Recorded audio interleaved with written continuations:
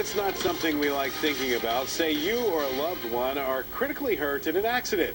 Would you ever think you could be far away from an ER that could help you, even if you were as close to Houston as, say, Conroe? In tonight's Up Close, 11 News reporter Dave Failing investigates what some call a frightening shortage of trauma care. On it all the time. A head-on collision. People critically hurt in the suburbs. It happened earlier this evening on a Atascocita road. But who must be treated miles away. The driver of the car was transported by Lifeline to the hospital but died at Herman. Memorial Herman and Ben Taub in Houston and UTMB in Galveston. They're the area's only major trauma centers able to handle virtually any injury with specialists at the ready 24/7.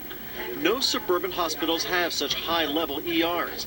Maybe that's why that among the local ambulances that crowd in here are ones from Brazoria County, even from 100 miles away from near Beaumont. A very long way when a life is on the line, and why Jim Becca says he and other paramedics are losing patients. It's like they're used to having their patients die because of delayed transport time. Becca lives in fast-growing Montgomery County and says trauma victims clinging to life must sometimes be transported all the way to Galveston. Okay, what's the patient's name? In fact, when we visited UTMB, A 2-hour drive. the ER was getting calls from 100 miles away. We know they're passing multiple hospitals.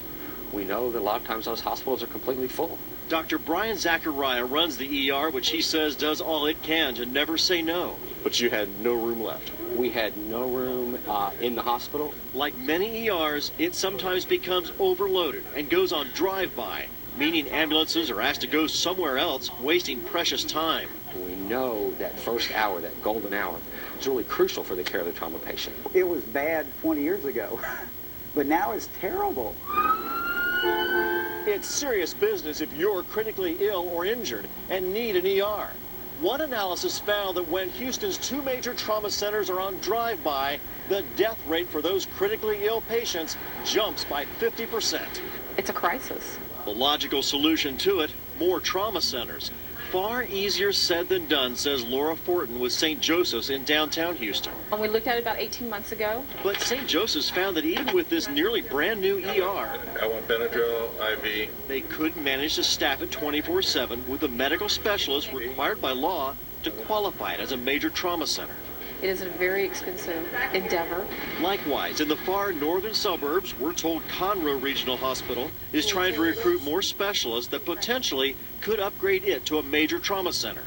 Northwest Houston Medical Center also considered trying to upgrade, but for now has given up, unable to find enough specialists. More money is becoming available, with a state surcharge on traffic fines now generating millions a year just for ERs.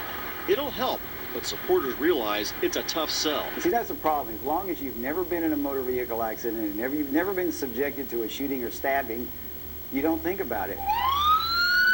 Don't think about how far you might have to go to get help when a life is on the line. Dave Failing, 11 News, Up Close. The general consensus is that based on its population, Houston needs at least 2 more major trauma hospitals. The mystery...